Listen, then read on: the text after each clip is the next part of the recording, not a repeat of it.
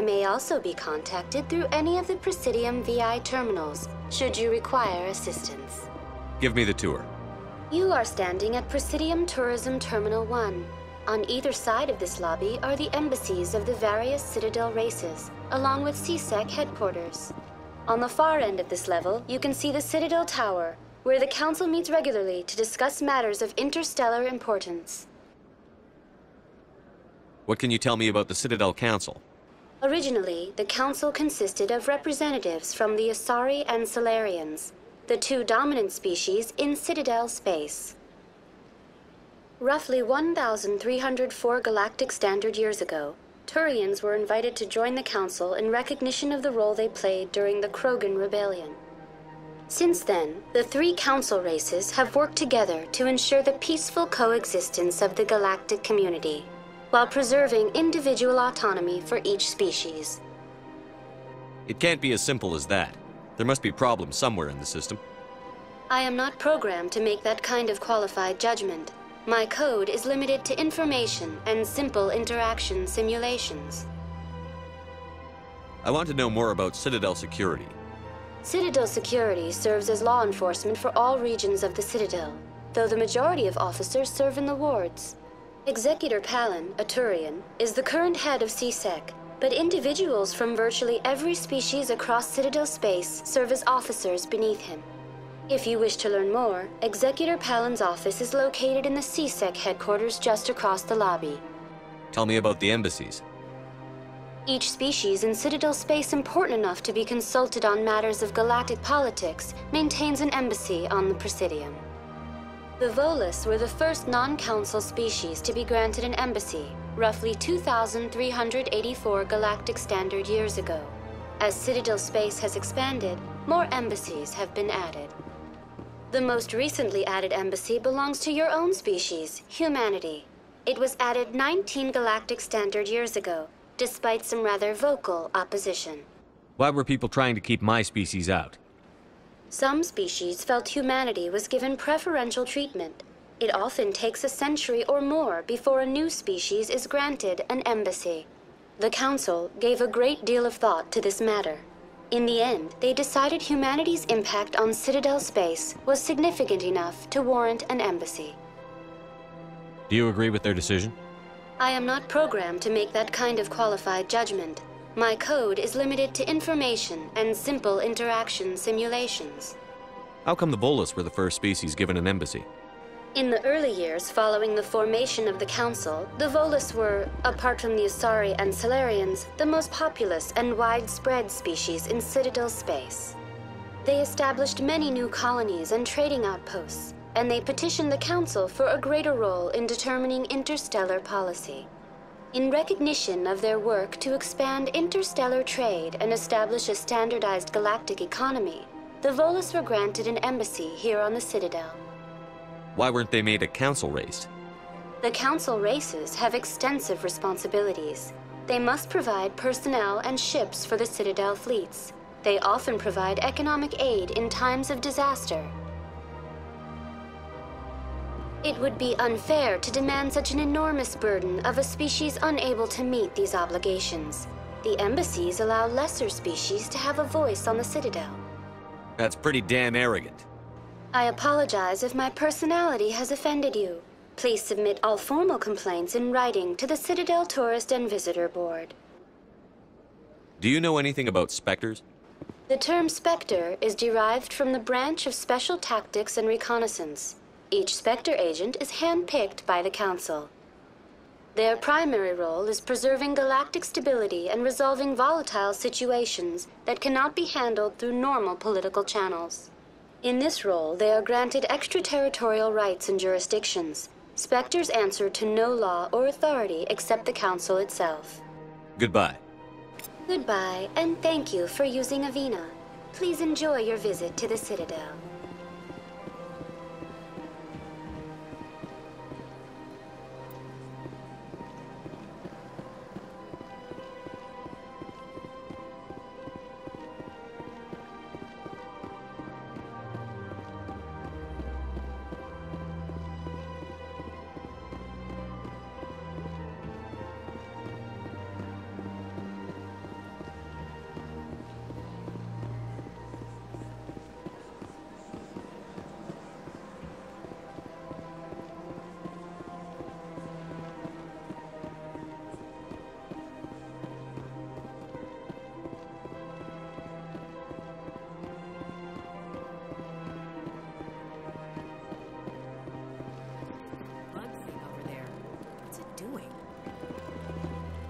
Please do not disturb the keepers.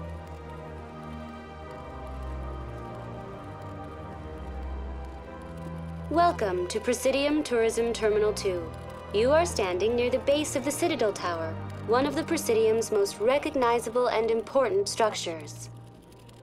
Behind me is the spectacular Relay Monument, a scale model representation of a Prothean mass relay.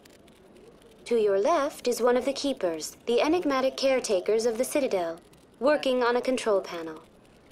You may see keepers involved in various tasks throughout all levels of the Citadel. We ask that you do not interfere with them in any way. The keepers are essential to the smooth operation of the Citadel. Obstructing their daily work will result in harsh penalties, including incarceration and rehabilitation. Tell me about the Relay Monument. Discovered by the Asari who first arrived at the Citadel, the Relay Monument is one of the station's most interesting and controversial features. What is the meaning behind this striking piece of art? Is it a tribute to Prothean vanity, a reminder of their conquest of the galaxy through mass relay technology? Or perhaps it is a symbol of unity, a Prothean acknowledgement that the relays would eventually lead other species here to the Citadel. No one can say for sure, making the Relay Monument a favorite topic of discussion among academics and scholars. Tell me about the Citadel Tower. Housing both the council chambers and Citadel control, the tower is one of the most important buildings on the station. Access to these areas is restricted to those with the appropriate clearance. What happens in Citadel Control? Citadel Control handles all incoming and outbound transit. Every ship within 2,000 kilometers of the Citadel is under the jurisdiction of Citadel Control.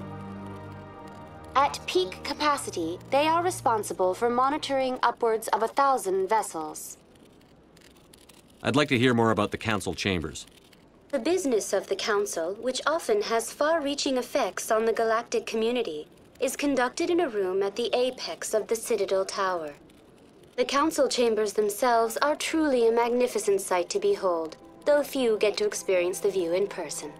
Typically, only the councilors, ambassadors, and high-ranking officials, along with various support staff, are allowed access. What if someone has business with the council? The average citizen must go through the proper channels if they wish an audience with the council. This is usually arranged through their respective ambassadors. Even then, few are given access to the actual council chambers. In most cases, the ambassador acts on behalf of the citizen.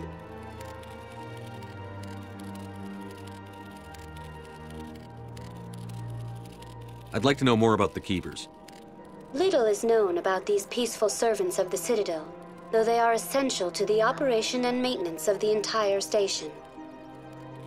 Citadel regulations protect the keepers against interference during the performance of their tasks. Failure to comply will result in harsh penalties. Keepers can be seen in all sections of the Citadel, but are typically found in and around the tower. Any particular reason there are so many keepers in this area? The keepers do not communicate with other species. It is assumed, however, that the tower houses the Citadel's primary control systems. Many of the station's systems, such as navigation and life support, function automatically. It is believed the keepers operate those systems from inside the tower's inaccessible core. The keepers also make frequent appearances in the council chamber itself, though they appear to be just passing through on their way to some other destination. That's all for now. Thank you for using Avina. Have a pleasant day. Please do not disturb the keepers.